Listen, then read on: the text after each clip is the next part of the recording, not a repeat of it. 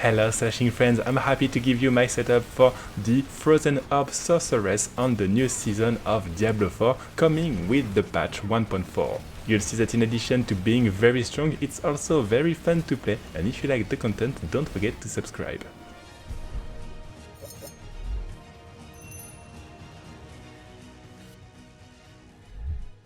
Before I begin this build, don't forget that it's a PTR, so there may be a few changes before the full launch, and of course if there's something that you need to know, I'll post an update below the video with a link telling you the full changes. I'm not very afraid to have this buff nerfed because even if it's very fun to play, it's not that much broken. And also keep in mind that for now the builders are not up to season 4, so I made one on season 3, but of course I'll make an update when the season 4 builder is ready. So now, speaking about the build, you want to cast the Frozen Orbs in order to trigger some conjurations and the conjurations themselves casting some Frozen Orbs. So you'll have plenty of damage and you just want to use your Frozen Orbs.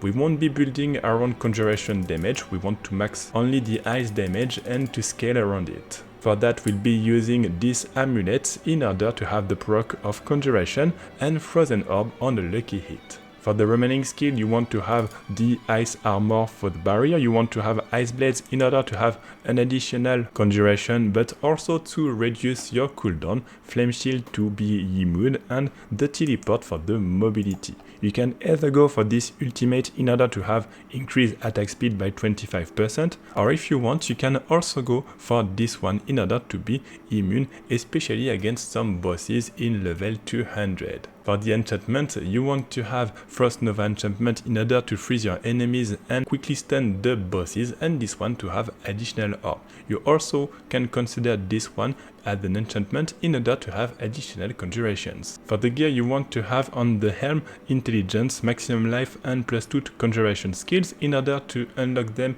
without spending points on it, and for the temper, freeze duration, maximum life. Keep in mind that you can also optimize a bit the temper because they were quite hard to find in the PTR, but at least you'll have the global idea of the build. For the aspect, you want to have increased armor with the Juggernaut. For the armor, intelligence, maximum life, +2 to defensive skills. Also, it will help you to not use points on your passive tree and to save them for something else. You want life, Frost Nova size and damage reduction when you cast a conjuration skill.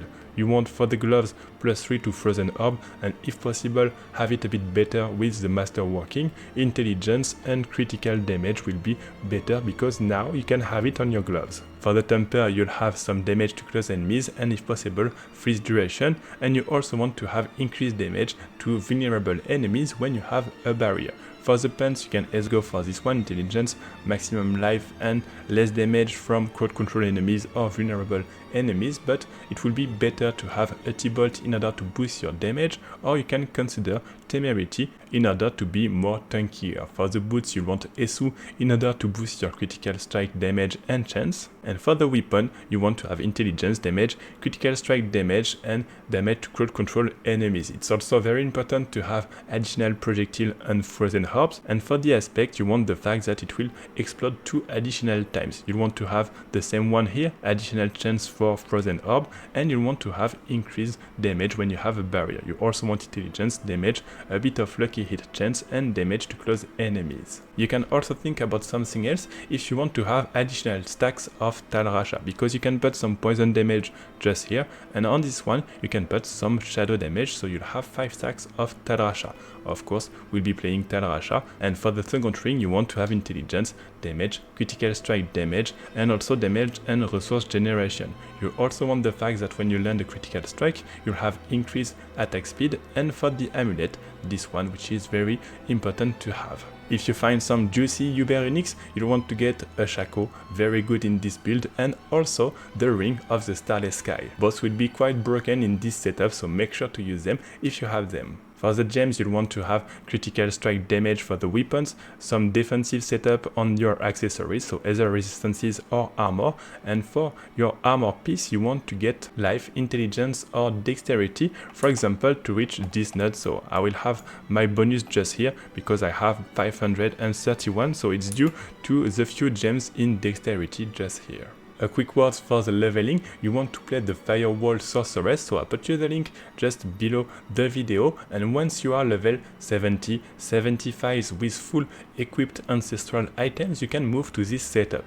Even if you don't have the amulet yet, you can go for the Frozen Orb and just farm Lord Azir in order to have this amulet. The only thing that you want to do, I'll go back to skill tree just after, but you want to have here 5 points in Hydras and this one in order to boost your single target DPS. Moving to the skill tree, you want to unlock this one, spending 2 points just here. If you see that you lack a bit of mana at the beginning, of course you can play with this one, but after we won't be needing it. Then you want to put 5 points here, and the fact that you put enemies vulnerable. You also want 3 points here for the damage.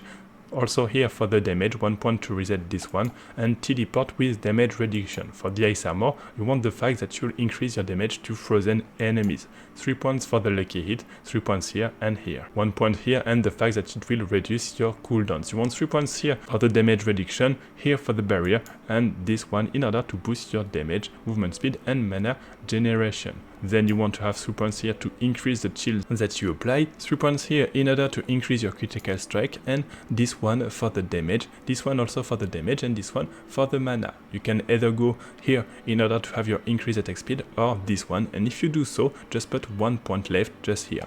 Then for the mapping you want to have Shatter, and if you do some bossing you'll want to play Avalanche. For the Paragon you want to have critical strike damage, and then you want to have increased duration for your conjuration. You can also think about increased damage to burning enemies, but this one is a bit better because you want to have this increase of 20% for your conjuration. So you want to get this node with the Icefall, you want to also get this node with the Frigid Fate, and this one in order to have damage to vulnerable enemies, and also a multiplication of 10% of your damage. You want to get this sleeve in order to increase your damage to crowd control enemies. We won't be taking this node, and this glyph in order to boost your non-physical damage. And this is this node that we also won't be taking in order to finish our Paragon. For the gameplay, I'll start with the pit level 130 for you in order to see how it goes against monsters level 200.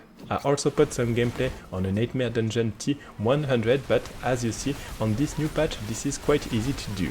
Finally, you'll also have the gameplay of bosses level 200, but I made them in a separate videos, and you have the link just below in the description if you want to see how she deals against these bosses. I'll let you enjoy the gameplay and see you at the end of the video.